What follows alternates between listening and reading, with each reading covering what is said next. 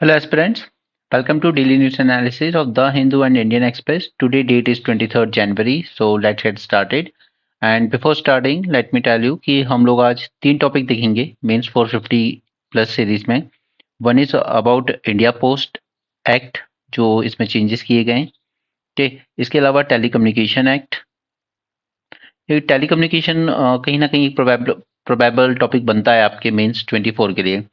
इसके अलावा FCNR act को आज डिटेल में जान लेंगे, उससे रिलेटेड जो भी अमेंडमेंट हुए हैं, कैसे सिविल सोसाइटी को उसकी वजह से प्रॉब्लम फेस करनी पड़ रही है. ओके, तो ये तीन टॉपिक आज आपको मेंस 450 प्लस में मिल जाएंगे. ओके, तो जिन स्टूडेंट ने सब्सक्राइब किया है वो एक्सेस कर सकते हैं वहां से.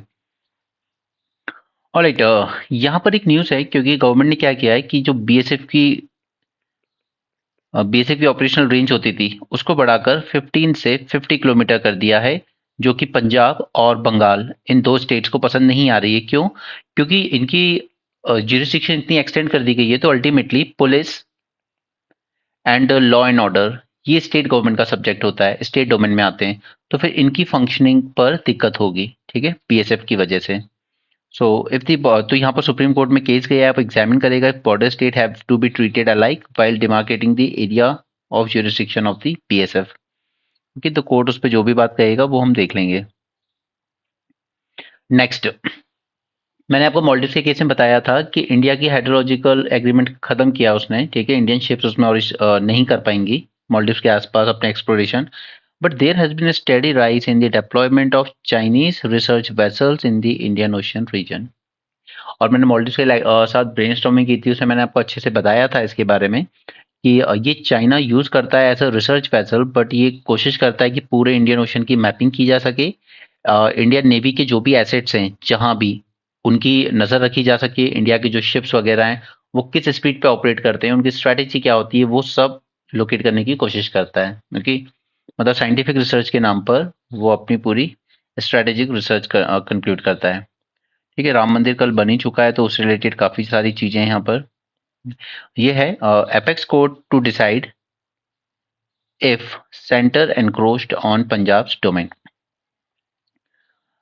Supreme Court will examine if all the border states have to be treated alike while demarcating the area of jurisdiction of BSF. क्योंकि हर स्टेट के अलग अलग jurisdiction है, क्योंकि यहाँ पर एक्सटेंड की गई है BSF की jurisdiction from 15 kilometre to 50 kilometre from India Pakistan border.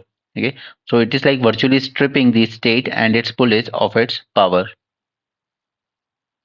और ये पावर मिलती है सेंटर को under section 139 of BSF act जो कि 1968 में आया था.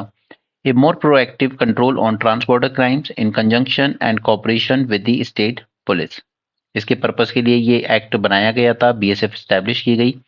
पॉलिटिकल रो क्या है? ठीक, पॉलिटिकल इशू इसलिए बन रहा है क्योंकि 21 के नोटिफिकेशन में वेस्ट बंगाल और असम को भी इंक्लूड किया इसमें. ओके, सो इनका कहना है this is an insult to state police and an attack on federal structure.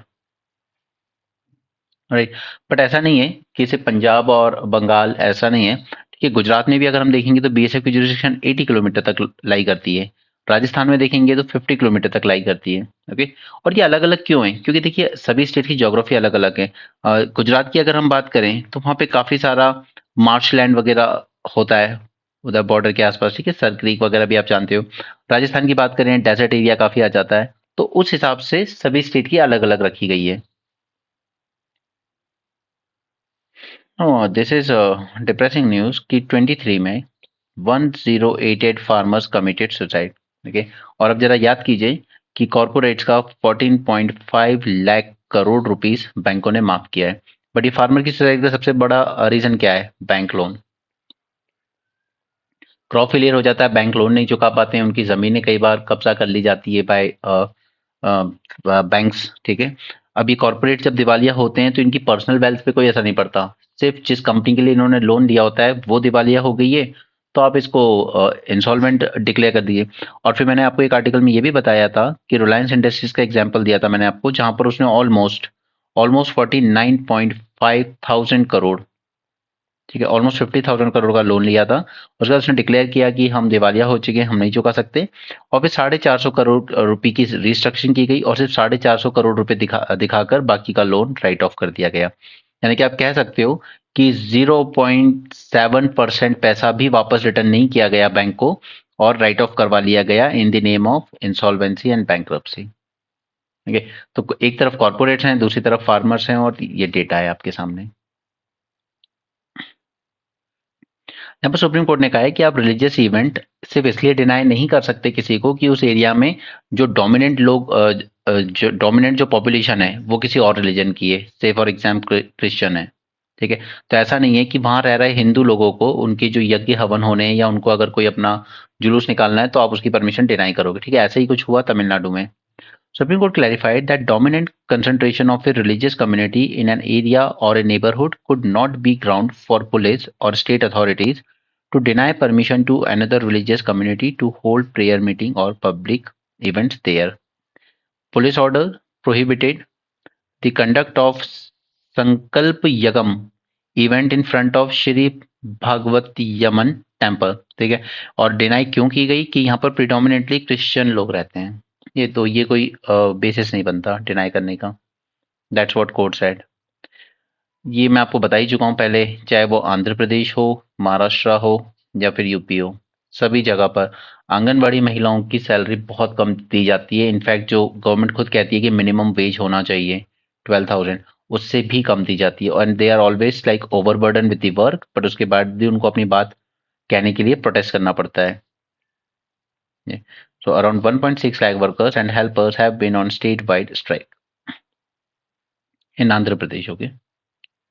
ये सब मत देखिए आप, ये जो एक्सपर्ट ओपिनियंस लिखे जाते हैं ना, इसको मत देखिए कि क्या होना चाहिए क्या नहीं। Contribution by state need to be revisited. हमें सिर्फ ये जानना होता है कि हमारी फाइनेंस कमीशन क्या फॉर्मूला यूज कर रही है, और वो हमारे लिए काम का है। क्या चेंज करने चाहिए इस फॉर्मूले में, वो सब नहीं। अगर वो सब हमें देना भी होगा तो हम वन लाइनर में दे सकते हैं as a way forward, but ये इस तरह के आर्टिकल्स में अपना टाइम वेस्ट मत कीजिए, ठीक है। राम टेम्पल से बातें हैं, पढ़ने के लिए अच्छी हैं, बट आपके एग्जाम के काम की नहीं है। वन नेशन वन इलेक्शन पे ऑलरेडी आपको मेंस 450 प्लस में लेक्चर मिल चुका है, वहाँ पे हमने इसके प्रॉस कॉन सब कुछ डिस्कस कर लिए हैं। इसके लिए एक कमेटी बनाई गई है under chairmanship of former president Ramnath Kovind. Okay, वो अपने रिकमेंडेशन सबमिट करेगी, करना चाहिए नहीं।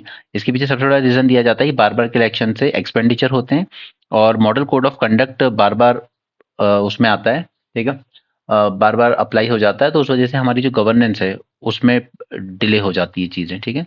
न्यू स्कीम लॉन्च नहीं कर सकते, कुछ अनाउंस नहीं कर सकते आप, कंपनसेशन इस टाइप की चीज़ें, right. But at the same time फिर ये भी प्रॉब्लम है हमारे पास कि इस वक्त जो असेंबलीज चल रही हैं, कॉन्स्टिट्यूशन मैंडेटरी करता है कि उनका 5 ईयर का टर्म होना चाहिए। अब अगर आप इसको वन इलेक्शन ले जाना चाहते हो, सपोज इस साल तो नहीं हो सकता, बट अगर 29 में भी आप one nation one election follow करना चाहोगे, तो आप इन स्टेट्स की जो असेंबलीज है, फिर आपको कॉन्स्टिट्यूशन अमेंडमेंट करना पड़ेगा कि आपको मिड टर्म में उनकी असेंबली खत्म करनी होगी, राइट। तो ये यही सब पॉइंट है। एस आर बमई केस यहाँ पे मेंशन किया गया that states have an independent constitutional existence, they have specific tenure, so it would necessarily require alteration of the existing duration of number of state legislatures. But इस पूरी committee के उसमें election commission seems to be a silent spectator to entire process undertaken by high level committee set up by union government. तो ये topic हम पूरा detail में cover कर चुके हैं, वहां से इसको कर लेना। ओके, यहाँ पर कोरिया की बात है। अब पहले मैं चाहूंगा कि आप ये दो आइलैंड के नाम याद रख लें, ठीक है। ये कोरियन पेनिनसुला के पास आते हैं, ये दो आइलैंड के नाम याद रख लेना। मैच द फॉलोइंग में आपको इस तरह क्वेश्चन यूपीएससी पिछले 2 साल से बहुत ज्यादा पूछा है। अभी जो नॉर्थ कोरिया है ये बहुत ज्यादा वेपन टेस्ट वगैरह कर रहा है, ठीक है। हाइपरसोनिक मिसाइलें टेस्ट कर रहा है, under water unmanned nuclear capable drones test कर रहा है, आर्टिलरी शेलिंग की है इसने काफी सारी इन दो आइलैंड पर, ठीक है। तो ये सब क्या कर रहे हैं, इससे ये हो रहा है कि जो साउथ कोरिया है, ठीक है, जापान है और यूएसए है, ठीक है, इन तीनों की जब भी कोई मिलिट्री एक्सरसाइज होती है या ये आपस में कोई भी नया एग्रीमेंट साइन करते हैं तो नॉर्थ कोरिया कुछ ना कुछ रिटेलिएट कर देता है रिवर्स में, ठीक है। अब नॉर्थ कोरिया ने बना रखे हैं अपने पास न्यूक्लियर वेपन, तो भले ही वर्ल्ड ने रिकग्नाइज ना किया हो लेकिन ये है तो एक न्यूक्लियर स्टेट ही, ओके। अब ऐसा नहीं है कि साउथ कोरिया जापान बना नहीं सकते, बट उन्होंने मान के रखा है कि हम थोड़ा पैसिफिस्ट अप्रोच लेके चलेंगे, अदरवाइज तो ये एक आर्म्स रेस शुरू हो जाएगी वर्ल्ड ओवर, ठीक है। बट एटलीस्ट इन लोगों के पास, दोनों के पास यूएस का सपोर्ट है। Now, there is growing military convergence between South Korea, Japan, US as a security threat. The three countries recently linked up their missile radar data with one another. अभी ये इन्होंने एक स्टेप लिया है कि हम लोग अपने मिसाइल रडार जो होते हैं, जो चेक करते हैं कि मिसाइल आ रहा है, ठीक है, वार्निंग देते हैं आपको, तो उसको लिंक अप किया है इन्होंने और साथ में जॉइंट मिलिट्री एक्सरसाइज भी कंडक्ट की है, ओके। और अब कहीं ना कहीं साउथ कोरिया का एक एटीट्यूड चेंज हुआ है। उनका कहना है कि देखिए पीस अगर चाहिए हमें इस रीजन में तो piece can be achieved only through strength. तो ऐसा नहीं है कि साउथ कोरिया जापान बना नहीं सकते इस तरह के वेपन्स या मिसाइल, बहुत अच्छे से बना सकते हैं, इससे ज़्यादा डेडली बना सकते हैं, बट वो फिर पूरे रीजन को गलत करेगा। अब यहाँ पर ना एक चीज़ समझने की कोशिश कीजिए, नॉर्थ कोरिया, उसने कभी वर्ल्ड के नियम नहीं माने, ठीक है, उसने न्यूक्लियर टेस्ट वगैरह भी कर लिए, ठीक है, यूएसए से भी नहीं डरा वो। बट ईरान को जरा कंसिडर कीजिए, उससे बात की गई, ऐसा नहीं है कि नॉर्थ कोरिया पे सैंक्शन नहीं है, बहुत सैंक्शन है, ठीक है, ईरान पर भी सैंक्शन लगाए गए कि आप न्यूक्लियर वेपन मत बनाइए, ठीक है, यूएसए ने यहाँ पे सैंक्शन लगाए। ईरान ने आपके साथ एक न्यूक्लियर डील साइन की, ठीक है, कि मैं चलिए यूरेनियम को एनरिच नहीं करूंगा, मैं अपने सेंट्रीफ्यूगल जो प्लांट्स हैं उनको और ज़्यादा नहीं बढ़ाऊंगा, जितने हैं उतने ही रहेंगे, और आईएईए का इंस्पेक्शन भी एग्री करूंगा। उसने इस डील में ये तीनों कंडीशन एग्री की, राइट। बट उसके बाद भी मिस्टर ट्रंप ने क्या किया, इस डील को, ठीक है, और ये डील हुई थी ना जब, तो ये हुई थी पूरी P5 नेशंस प्लस जर्मनी, यानी कि सभी बड़े पावर्स के साथ था, कि अश्योरेंस दे रहा था ईरान कि हम नहीं करेंगे, ठीक है। बट ट्रंप ने यूनिलैटरली इस डील को कैंसिल कर दिया। यूरोप ने आज भी नहीं किया है, ठीक है, यूरोप का कहना था कि ट्रम्प जो कर रहे हैं गलत कर रहे हैं, बट इन्होंने यूनिलैटरली कैंसिल कर दिया। और फिर इसको कैंसिल करने के साथ साथ जो मिस्टर सोलेमनी थे, उनकी रेवोल्यूशनरी फोर्स के लीडर, ठीक है, उनको भी किल कर दिया एक ड्रोन स्ट्राइक में, ओके। यानी कि जिस देश ने आपके साथ एग्री किया, ठीक है, आपके जो कंसर्न थे उनको एड्रेस किया, उस देश पर आपने और ज्यादा हैवी इकोनॉमिक सैंक्शंस लगा दिए, ठीक है। यानी कि जो आपसे बात कर रहा है उसको तो आप पनिश कर रहे हो, ठीक है, जो आपकी साथ एग्रीमेंट कर रहा है, आपके साथ डील कर रहा है, उसको पनिश कर रहे हो। बट नॉर्थ कोरिया का केस देखिए, नॉर्थ कोरिया, उसने कभी कोई बात नहीं मानी, ना वर्ल्ड की, ना P5 की, ना यूएसए की, ठीक है। उसके बाद भी Trump mister Kim Jong Un से बराबरी से मिलने गए, ठीक है, इन दोनों की मीटिंग हुई प्रॉपर, 1+1, ओके। तो यानी कि जो आपकी मीटिंग, आपकी बातें नहीं मान रहा है, जो आपके सब कुछ इंटरनेशनल ऑर्डर वायलेट कर रहा है, उसके साथ आप पर्सनली मीटिंग कर रहे हो, लेकिन जिसने आपके साथ डील किया, आपकी कंडीशंस को एग्री किया, उसको आपने और ज्यादा हैवी सैंक्शन लगा दिए उस पर, है।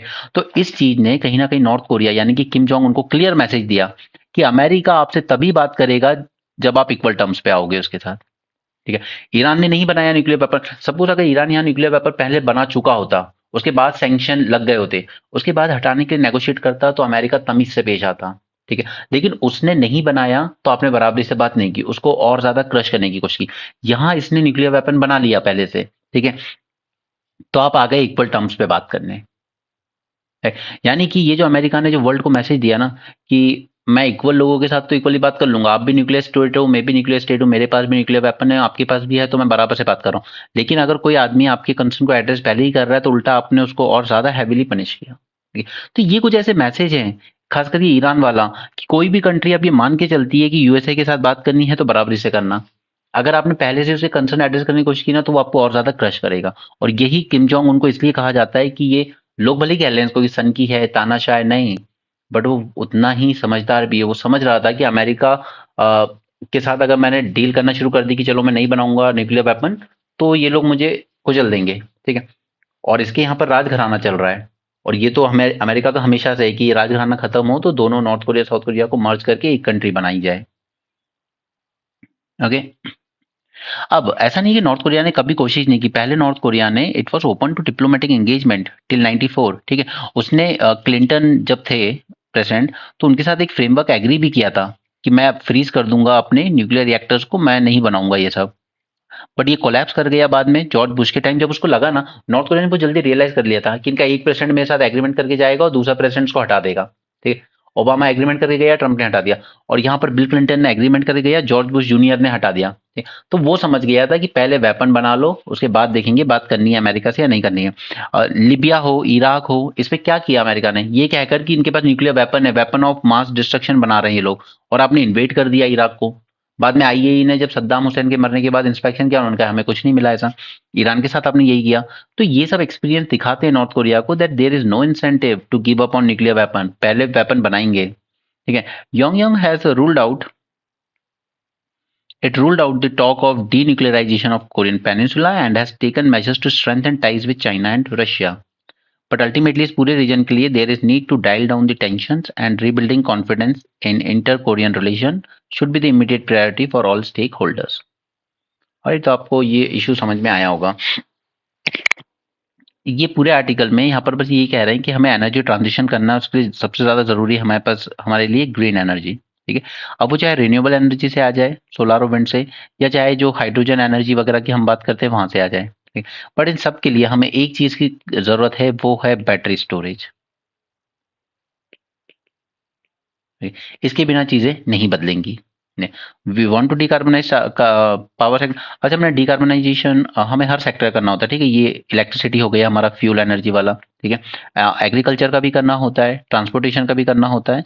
तो मैंने आपको 2 टॉपिक करवा दिए हैं, एग्रीकल्चर पे भी और ट्रांसपोर्टेशन पे भी, ठीक है? फ्यूल पे भी मैं आपको बहुत जल्द करवा दूँगा। Decarbonize its power sector while ensuring economic development and energy security. We are seventh most vulnerable country to impact of climate change। ठीक है, ये सब रिपोर्ट आती रहती है, हम देख चुके हैं पहले भी। हमें ज़रूरत है अपने फॉसिल फ्यूल पर सब्सिडीज रिड्यूस करने की, और हमने की भी है बाय ऑलमोस्ट 76%। पेट्रोल डीजल पे सब्सिडी थी, हटा दी। कैरोसिन पे थी, हटा दी। एलपीजी पे थी, हटा दी। इसके अलावा हमने टारगेट रखा है कि हम ट्रिपल करेंगे अपनी install renewable power capacity by 2030। Okay, but obviously हम लोग जितना तेजी से अब आगे बढ़ रहे हैं, हमारी इंडस्ट्रीज हो, हाउस होल्ड नीड हो, we need electricity demand, okay, ये बढ़ती जाएगी। So coal will remain a vital source of energy, no doubt. So investing in energy storage capabilities, ये बहुत जरूरी है। Storage capabilities to integrate a higher share of renewable energy into the power grid. Okay, और यही सबसे बड़ा challenge भी है हमारा। Improved availability and utilization of existing plants can mitigate the need for investment in new thermal assets to meet peak power demand. Next is energy storage system will have to support the power grid during hours when renewable energies are not available. Okay, और वो तभी हो पाएगा ना, जैसे रात में ना, सपोज विंड भी नहीं है अवेलेबल है रात में, सोलर भी नहीं है, तो उसमें क्या आएगा फिर हमें अल्टीमेटली हमारी जो एनर्जी स्टोरेज है वही काम आएंगे। तो यहाँ पर एनर्जी स्टोरेज सिस्टम की ज़रूरत पड़ेगी हमें, बैटरी एनर्जी स्टोरेज, ठीक है? BESS increase renewable energy integration into the grid and reduces operational stress on thermal fleet. Indigenizing the supply chains for battery storage and renewable energy technology, ये एक बहुत important step है जो हमें लेने की जरूरत है। तो हम बैटरी के लिए डिपेंडेंट नहीं रह सकते, ठीक है? अब इसको लिंक कीजिए कि हमने अर्जेंटीना में क्या लिए हैं। हमने वहां पर 3 लिथियम लिथियम माइंस एक्वायर की हैं, ठीक है, काबिल ने, ठीक है? और यही सब हम लोग लेकर आएंगे अपने यहाँ, और इंडिजिनसली हम लोग बैटरी स्टोरेज सिस्टम वगैरह बनाएंगे, BESS, ठीक है? Boosting domestic value and job creation in clean energy would strongly mitigate concerns associated with disruption in the global supply chain and loss of livelihood in the economy। और तो इस तरीके से हमें उसमें इंडिजिनाइजेशन प्रमोट करना है। अब यहाँ पर देखिए एक चीज होती है, जैसे हमारे मान लो पब्लिक सेक्टर एंटरप्राइजेस हैं, ठीक है, स्टेट लेवल पर, सेंटर लेवल पर, कहीं भी। अब इनको जब कोई नया प्रोजेक्ट इंप्लीमेंट करना हो, जैसे सपोज करो NHAI को ही करना हो, ठीक है? तो वो प्रोजेक्ट के लिए क्या करेगा, लोन लेकर आएगा बैंक से, ओके? अब ये जो लोन है होते हैं ना, they are backed by government, state government, central government, सब इनको बैकिंग देती है। तो जो लोन लेने गए हो आप, जो आप लोन लेने जाओगे बैंकों के पास, जैसे आप बैंक के पास गए लोन लेने, तो वो खुशी खुशी दे देता है कि ठीक है, स्टेट गवर्नमेंट, सेंट्रल गवर्नमेंट ने गारंटी दे रखी, मेरा पैसा कहाँ जाएगा, वो तो मिल ही जाएगा मुझे। ओके, तो ये पब्लिक सेक्टर एंटरप्राइज लोन लेने चला गया बैंक के पास विद स्टेट गारंटी कि हम दे देंगे अगर ये एंटरप्राइज नहीं दे पाएगा। तो बैंक एकदम केयरलेसली ये लोन दे देता है, बिना प्रॉपरली एग्जामिन किए ये प्रोजेक्ट सक्सेसफुल होगा या नहीं। बाय आप और हम लोग अगर कोई लोन लेते हैं तो कई कई चीजें पूछता है, कई चीजें देखता है कि आपकी पहले इनकम क्या रही है, आपके प्रॉफिट क्या रहे हैं आपके बिजनेस के, आपकी आप जो सिक्योरिटी पे रख रहे हो वो उसकी वैल्यू क्या है, कल को अगर आप नहीं चुका पाए तो हम आपका जो एसेट होगा उसको सेल करेंगे तो हमें कितनी वैल्यू मिल सकती है, ओके, आपकी इनकम क्या है रेगुलर। बट यहाँ पर बैंक कुछ भी एग्जामिन नहीं करता, वो ये देखता है कि गवर्नमेंट की गारंटी है ना पीछे, तो बस वो केयरलेसली इस पे लोन दे देता है। So, as state grows, there is need to fund infrastructure projects increase. PSC turn to banks and financial institutions. The state government stand as a guarantor. So this often lead they without even with due diligence और commercial viability या risk examine किए बिना वो दे देते हैं, ठीक है? और उसके बाद वो मॉनिटर भी नहीं करते उस प्रोजेक्ट को कि कैसा चल रहा है वो। If the PSC turn loss making and if bank invoke the guarantees, it is the state government who is in trouble. It shows that outstanding state-wise guarantees issued as share of each state's GDP। अब जरा इधर आइए, ठीक है, ये है financial year 22 की, ठीक है? यहाँ पर आंध्र प्रदेश की इसने कितनी गारंटी ले रखी है पब्लिक सेक्टर के लोन की, नहीं, सबसे ज्यादा, नहीं? उसी तरीके से बिहार को देखिए, छत्तीसगढ़ को देखिए, and come to this Sikkim, क्यों? क्योंकि यहाँ तो सब कुछ गवर्नमेंट के खर्चे से चलता होगा ना, यहाँ तो प्राइवेट सेक्टर उतना है ही नहीं। तो आप ये देखिए कि Andhra Pradesh, Sikkim, Telangana outstanding guarantees as percentage of state GDP is 10% mark होगी, जो कि बहुत ज़्यादा होती है। उसी तरीके से एक बार यहाँ भी देखिए, 2005-6 में ज़्यादा पैसा सरकार कहाँ से देती थी? 82% ऑलमोस्ट, ये नेशनल जो आप लोग स्टोर करते हो अपने उसमें, जो आप लोग स्मॉल सेविंग फाइनेंस स्कीम वगैरह में इन्वेस्ट करती है जनता, वहां से लेती थी, ठीक। बट आज क्या है, ज्यादातर सरकारें मार्केट बोरोइंग कर रही हैं। अब देखिए, मार्केट बोरोइंग जब गवर्नमेंट ज्यादा करती है ना, तो इससे ये होता है कि मार्केट में, जैसे सपोज मार्केट में ये पैसा पड़ा था इतना, ठीक है, सरकार ने, गवर्नमेंट ने इसका 82% बोरो कर लिया। अब कितना रह गया? 18%। तो अब प्राइवेट सेक्टर जब यहाँ पर आएगा ना लोन वगैरह के लिए, ठीक है, या बॉन्ड वगैरह लेके अपनी, तो उसके लिए बहुत कम अमाउंट बचता है लोन लेने के लिए, ठीक है। जैसे 18 रुपीज बचे आउट ऑफ 100, 82 तो सरकार ने उठा लिया मार्केट से। इसी को कहते हैं crowding out, crowding crowding out effect, ठीक है। यानी कि सरकार हद से ज्यादा जब मार्केट से पैसा उठा लेती है, तो प्राइवेट सेक्टर के लिए कम बचता है। यहाँ पर हमने इस कम्युनिटी के बारे में जाना था, मदिगा कम्युनिटी तेलंगाना की है, ठीक है। इनका कहना है कि एससी में, विद इन एससी कैटेगरी सारा रिजर्वेशन कुछ सिलेक्टेड कास्ट लिए जाती हैं, हमारे लिए कुछ नहीं बचता है, ओके। जैसे फॉर एग्जांपल यहाँ पे मदिगा कम्युनिटी का कहना है कि हम लोग 50% हैं तेलंगाना की एससी पॉपुलेशन का, बट एक जो माला कम्युनिटी है ये पूरा रिजर्वेशन ले का बेनिफिट ले जाती है, हमें बेनिफिट नहीं मिलता है। तो इसके लिए गवर्नमेंट ने एक कमेटी बनाई है, हेडेड बाय कैबिनेट सेक्रेटरी, जो एग्जामिन करेगी, उस वो मेन एग्जामिनेशन ये तो नहीं करेगी कि मैं इस एससी कोटा जो है, क्या इसको मैं सब कैटेगराइज कर सकता हूँ। वो ये करेगी कैसे ज़्यादा से ज़्यादा बेनिफिट और स्कीम्स जो चल रही हैं, ठीक है, उसका इक्विटेबल डिस्ट्रीब्यूशन हो सके सभी एससी कम्युनिटीज़ में, ठीक है। ये जो है केस कि इसमें क्या हमें सब कैटेगरी बनानी चाहिए, ठीक है। जैसे कि ओबीसी के लिए सेटअप किया गया एक रोहिणी कमीशन पैनल, वो यही एग्जामिन करेगा कि 27 को 999% में ब्रेक किया जा सकता है क्या। तो ये जो सब कैटेगराइज का है, ये अभी सुप्रीम कोर्ट में ये मामला पेंडिंग है, तो उस वहां से जो रिजल्ट निकल के आएगा उसके अकॉर्डिंग देखेंगे, ठीक है।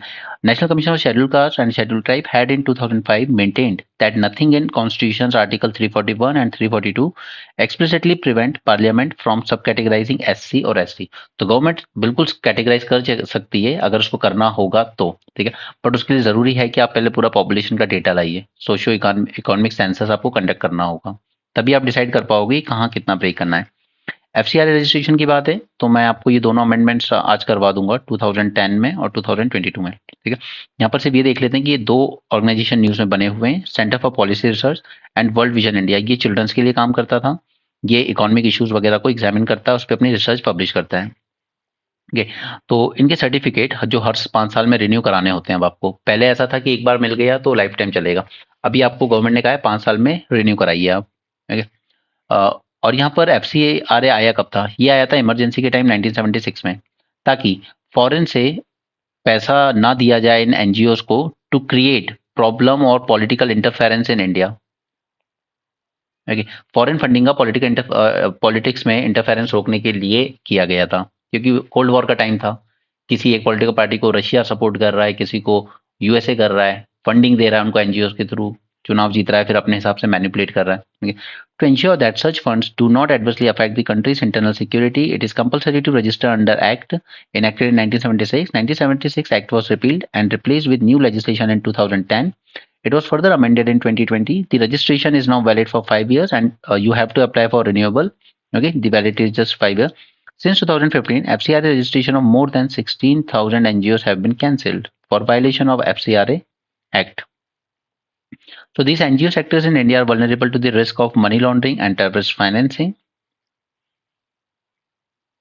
अब इन दोनों एनजीओ का क्या केस है? तो यहाँ पर इन्होंने एलिगेशंस लगाए कि इन्होंने डाइवर्ट किया है फॉरेन डोनेशन को to fund protest and legal battles, यानी कि court case against developmental projects, and they have misused the funds to affect India's economic interest. जैसे ये जो सीपीआर है, इसको कहा गया है कि आपने करंट अफेयर प्रोड्यूस किया है, ठीक है, जबकि जो बैन है एफसीआरए में, आप फॉरेन फंड का यूज करके करंट अफेयर जैसी चीजें नहीं पब्लिश कर सकते, बट इन्होंने की है, तो यानी कि वायलेशन, जो नॉर्म्स हैं वो वायलेट हुए हैं। अब जरा ये देखिए कि ये किसको गवर्नमेंट करंट अफेयर मान रही है। CBR has furnished A report on air pollution, इसने एयर पॉल्यूशन पे कोई रिसर्च करके रिपोर्ट की कि इसने ओवरव्यू किया है कि ये जो कमीशन बनाई गई थी, commission for air quality management act, ठीक है। इसके चैलेंजेस एग्जामिन करे हैं for the new government etcetera. अब गवर्नमेंट ने कह दिया, ये तो इसका रिसर्च हुआ ना प्रॉपर कि ये बॉडी कैसे काम कर रही है, इसमें इस एक्ट में चैलेंजेस क्या क्या है। तो यहाँ पे गवर्नमेंट ने कह दिया कि ये तो करंट अफेयर है, आपने क्यों पब्लिश किया, this is prohibited under section 3 of FCRA, और हम आपका लाइसेंस कैंसिल करते हैं। ओके, तो ये तो वही बात हो गई कि आप गवर्नमेंट की किसी चीज को प्रॉपरली एग्जामिन नहीं करने दे रहे हो, मॉनिटर नहीं करने दे रहे हो, क्रिटिकली एनालाइज नहीं करने दे रहे हो। यहाँ पर लेबर फोर्स के पार्टिसिपेशन से रिलेटेड बातें। अब देखिए इसमें आर्टिकल को छोड़िए, दो चार काम की बातें जो आपको याद रखनी है। पहली बात कि जब हम विमेन लेबर फोर्स पार्टिसिपेशन की बात कर रहे हैं, तो इसमें एक बात ध्यान रखिएगा कि लेबर पार्टिसिपेशन जो हमारा गिर रहा है ऑलमोस्ट 27% के आसपास है वुमेन का पार्टिसिपेशन, जो कि वर्ल्ड से काफ़ी कम है, वर्ल्ड में 50% तक है। तो ये हमारे यहाँ क्यों कम हो रहा है, दो रीजन है। पहला कि या तो इनको अच्छी जॉब्स मिल नहीं रही हैं, या दूसरा कि आजकल विमेन हायर एजुकेशन को परस्यू कर रही है। ऐसा नहीं कि 8 10 12 के बाद वो जॉब्स में आ जाए, ठीक है, वो अच्छी एजुकेशन हायर एजुकेशन को पब्लिश कर रही है। और तीसरा कि मैन की, घर में जो मैन है उसकी इनकम अच्छी खासी बढ़ रही है, तो विमेन को बाहर जाकर जॉब करने की जरूरत नहीं है, ठीक है। ये तीन रीजन मोस्टली हो सकते हैं, बट यहाँ पर इन्होंने इस आर्टिकल में एग्जामिन किया है कास्ट वाइज। इनका कहना है कि जो हायर कास्ट है, क्योंकि ये थोड़ी वेल ऑफ है, इनको एक तो क्वालिटी एजुकेशन मिल जाता है, ठीक है। दूसरा, अगर इनको जॉब्स करनी भी होती है ना, तो इनको बहुत अच्छी क्वालिटी की फॉर्मल सेक्टर में अच्छी जॉब्स मिल जाती हैं, ठीक है। बट वो जॉब्स अल्टीमेटली लिमिटेड है, सबको तो मिल नहीं सकती। और थर्ड कि इनकी फैमिली में इनकम अच्छी होती है, फैमिली इनकम, तो इनको ऐसा कुछ जरूरत नहीं है जॉब करने की, ठीक है, तो वो उतनी जॉब सेक्टर में जाती नहीं है। अब कुछ लो एंड वीकर कास्ट की बात करें, ठीक है। पहला तो इनको एजुकेशन अपॉर्चुनिटी उतनी ज़्यादा नहीं मिल पाती है, कुछ आपने पढ़ लिया 8 10 12 तक, फिर आपको कुछ छोटा-मोटा काम में लगना पड़ता है। दूसरा, इनको पार्टिसिपेशन मोस्टली इनफॉर्मल जॉब्स में ही करना होता है, क्योंकि उनके पास उतनी ज़्यादा एजुकेशन नहीं है, उतना क्वालिटी जॉब्स भी नहीं है जो उनको अफोर्ड कर सकें, ठीक है। तो ये दो रीज़न हैं जो दिखाते हैं कि जब हम विमेन के पार्टिसिपेशन की बात करते हैं लेबर फोर्स में, तो हमें दोनों एंगल से देखना होगा। कुछ हैं जिनकी नीड्स अलग हैं, जिनकी सिचुएशंस अलग हैं, और कुछ हैं जिनकी सिचुएशंस बहुत ज़्यादा अलग हैं, राइट। बट इस आर्टिकल में यही बातें की गई थी, बट ये दो चार पॉइंट से ज़्यादा आपको नहीं जानने हैं उसमें।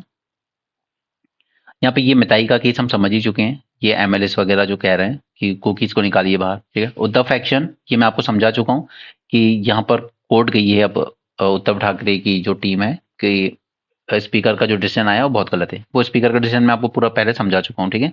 ब्रेनस्टॉर्मिंग में भी हम उसकी बात कर चुके हैं। यहाँ पे प्रेसिडेंट ने कुछ ऐसी बातें की हैं, इन्होंने बाल पुरस्कार अवार्ड किए थे, तो इन्होंने कहा था कि देखिए सोशल मीडिया पे ध्यान रखिए, ये जितना यूज़फुल है उतना ही इसका मिसयूज़ भी किया जाता है र्यूमर्स वगैरह करने के, स्प्रेड करने के लिए, तो थोड़ा-सा विजिलेंट रहिए आप लोग।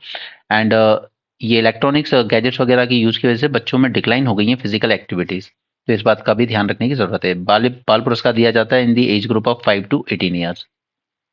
ओके, यहाँ पे पीएम ने एक बहुत अच्छा अनाउंसमेंट किया है कि हम 1 करोड़ हाउस होल्ड को सोलर रूफटॉप प्रमोट करेंगे। Okay, electrify 1 crore house hold in solar electricity. Okay, own solar rooftop on the roof of their houses, और स्कीम का नाम है प्रधानमंत्री सूर्योदय योजना। Installing rooftop solar on 1 crore houses, this will not only reduce the electricity bill of the poor and middle class, but also make India self reliant in field of energy. और अभी present में देखें हम तो रूफटॉप सोलर से सिर्फ 2.2 gigawatt energy generate होती है। ओके, 1 गीगावाट मतलब 1000 मेगावाट, तो काफ़ी कम है, तो काफ़ी स्कोप है वहाँ पर इम्प्रूवमेंट का। ईरान पाकिस्तान ने सब नॉर्मल कर लिया है, वापस से अपने अपने एनवॉय एक दूसरी कंट्री में भेज दिए हैं, ठीक है। और मीडिएशन किया था चाइना प्लस टर्की ने, ठीक है। और चाइना का मैं आपको समझा चुका हूँ ये केस पूरा, कि यूएसए ने अपनी छवि ऐसी बना ली है कि I am total supporter of Israel, ठीक है। मुझसे न्यूट्रलिटी की उम्मीद मत करो, मैं बायस्ड हूँ इसराइल के फेवर में।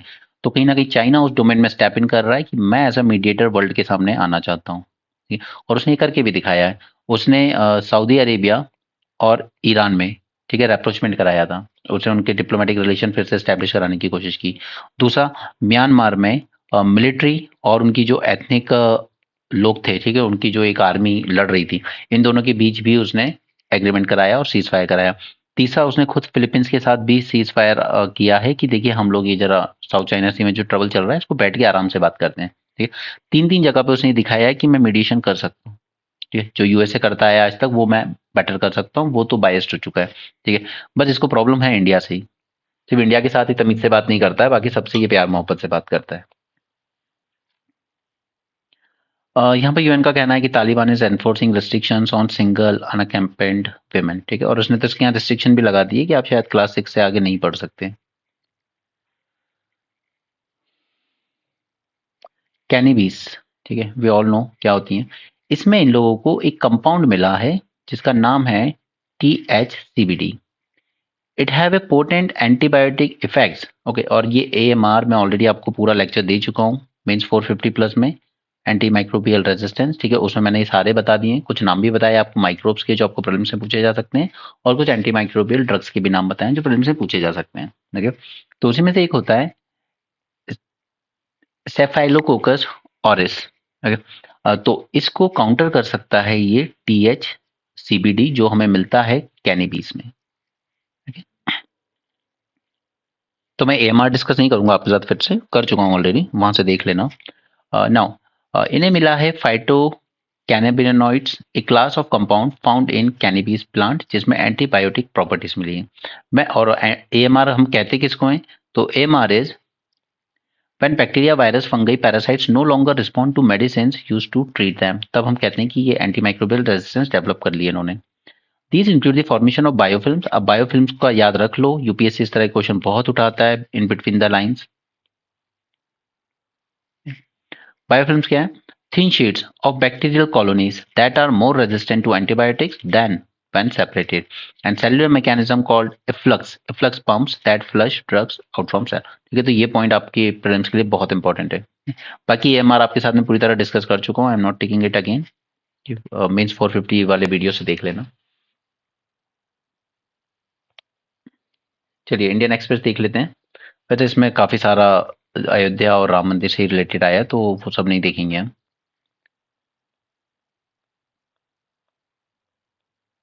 Let's move ahead.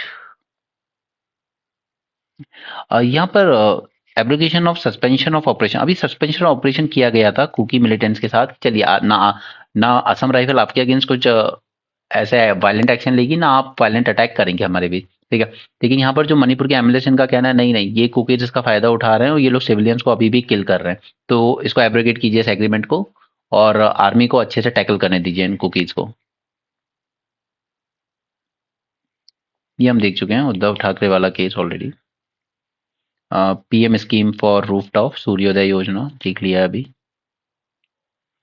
ये जैसे जो राम अयोध्या पे आए, ये आपकी एग्जाम पॉइंट ऑफ व्यू से काम का नहीं है, ठीक है। अच्छा हाँ, ये बियॉन्ड अयोध्या भी ना बहुत तरह की रामायण चलती हैं वर्ल्ड ओवर, ठीक है। इसमें से कुछ एक इसने मेंशन की है, बट मैं आपको सिर्फ दो चीजें बताऊंगा जो आपके एग्जाम के लिए जरूरी है। एक तो ये 8th सेंचुरी का Sanskrit play Mahavir Charit by Bhavabhuti, okay, this is one thing for your prelims. Second is यहाँ पर है 3rd सेंचुरी पौमा चरित्र बाय विमल सूरी, ठीक है। ये दो आपके प्रीलिम्स के लिए याद रखनी है आपको। रही बात अलग अलग तरह की रामायण की, तो ये देखिए बहुत सारी है, जहां पर एक है 19 सेंचुरी की शंकर प्रकाश रामायण जो कहता है कि सीता वॉज रावण's डॉटर, ओके। फिर ऐसा बोला गया था कि ये आपकी मौत की वजह बनेगी, तो रावण ने इनको त्याग दिया था और फिर ये राजा जनक के यहाँ पहुंची इस तरीके से, ओके। उसी तरीके से ये जो महावीर चरित्र और भावभूति है, तो इनका कहना है कि सीता और राम एक गार्डन में मिले थे पहले, और पहले ही एक दूसरे से प्यार हो गया था, उसके बाद धनुष का चैलेंज शुरू हुआ। उसी तरह 4th सेंचुरी में भी लिखी गई रघुवंश ऑफ कालिदास, ये भी याद रखिएगा, खैर ये तो याद होगी, बचपन से सुनते आ रहे हैं, ठीक है। दशरथ ने देखा कि मेरे बाल सफेद हो गए, तब उन्होंने सोचा कि अब राम को राजा बनाने की जरूरत है। उसी तरह बुद्धिस्ट में भी एक दशरथ जटाका होती है, जटाका आप जानते ही हो, स्टोरी टेल्स है ना, बुद्धा के उसमें अपने बहुत पढ़ी है। तो इसमें इन्होंने ये कहा कि Ram was told to leave the palace, क्योंकि उनकी जो मदर थी, दूसरी मदर, वो उनका डेथ प्लान कर रही थी, तो उनको कहा गया कि आप पैलेस छोड़ के चले जाइए, 12 साल बाद आइएगा, ओके। तो उनको जंगल भेजा गया उनकी रक्षा करने के लिए उन्हीं के दूसरी मदर से जो उनको मारना चाहती थी।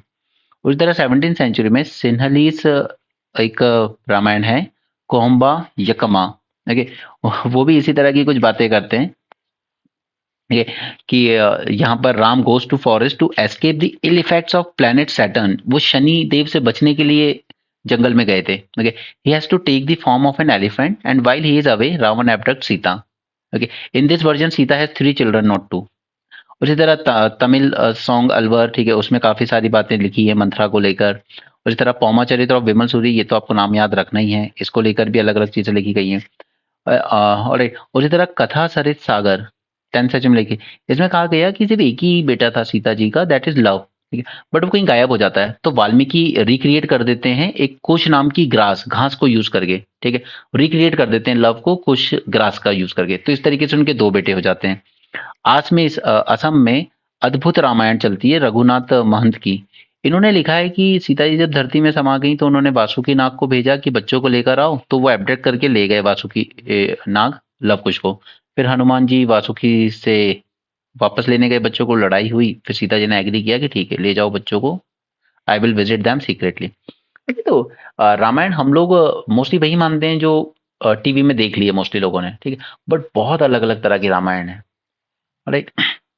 तो इसलिए लोग कहते हैं कि ये जो इम्पोज करने की बात करती है ना, वन नेशन वन एवरीथिंग, वो चीज़ें इंडिया में नहीं चल सकती। यहाँ बहुत वेरिएंस हैं हर चीज़ में, ठीक है, रामायण में ही वेरिएंस है अपने आप में।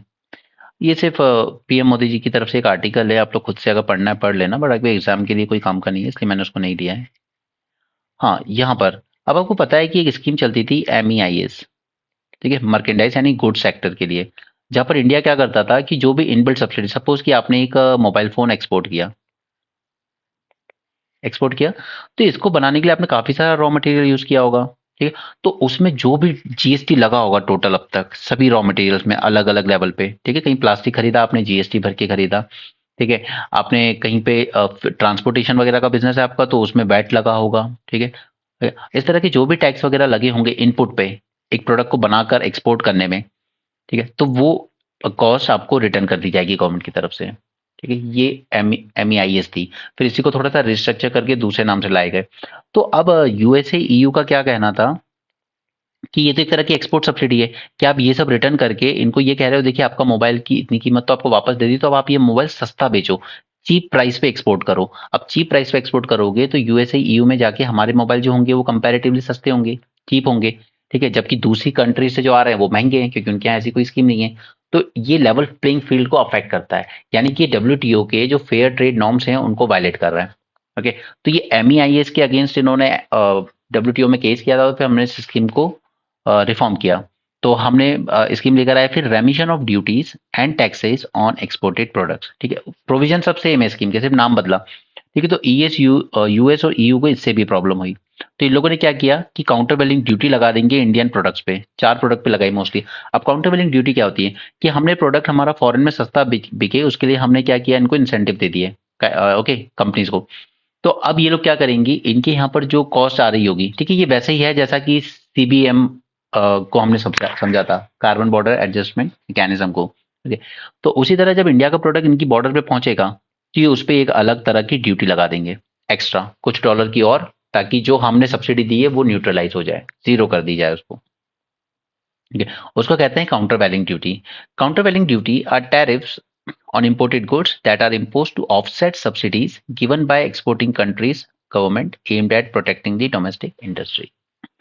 ओके, ये स्कीम हम लोग लेकर आए थे जनवरी 21 में, to refund the embedded duties and tax such as VAT on fuel use in transportation, mandi tax, agriculture वगैरह पे, ड्यूटी ऑन इलेक्ट्रिसिटी, ये सब हम लोग रिटर्न कर देंगे आपको अगर आप एक्सपोर्ट कर रहे हो तो, ओके। और फिर WTO में इसको चैलेंज किया गया MES स्कीम को, तो हमने इसको रिप्लेस करा with रेमिशन of duties and taxes on exported product. Okay, ये याद रखिएगा, सिर्फ एक्सपोर्टेड प्रोडक्ट। अगर डोमेस्टिक में सेल कर रहे हो आप, ठीक है, अगर कोई कंपनी बना के वो मोबाइल इंडिया में बेच रही है, तो आपको कोई रिटर्न नहीं मिलेगा इन सब चीज़ों का, ये सब का, ठीक है? सिर्फ एक्सपोर्ट कर रहे हो तो ही मिलेगा, यानी कि इंडिया फॉरेन मार्केट कैप्चर करने की कोशिश कर रहा है स्कीम की। यहाँ पर अब बजट आने वाला है, तो सब लोग अपने अपने सजेशन दे रहे हैं, इस बजट में ऐसा कर लो वैसा कर लो, बट जब बजट आएगा उसमें जो चेंजेस होंगे वो हम देख लेंगे। ईवी अडॉप्शन, इंडियन मार्केट बढ़ता जा रहा है इलेक्ट्रिक व्हीकल अडॉप्शन के लिए। Vision to make India a developed nation by 2047 include a major shift towards electric vehicles supported by tax incentive, production link incentive scheme and mandatory provision of charging infrastructure. Tax incentive दे रही है government, production link incentive scheme लेकर आई है, mandatory provisioning for charging infrastructure लेकर आए, 100% FDI भी allow कर दी हमने रिन्यूएबल पावर प्रोजेक्ट्स में।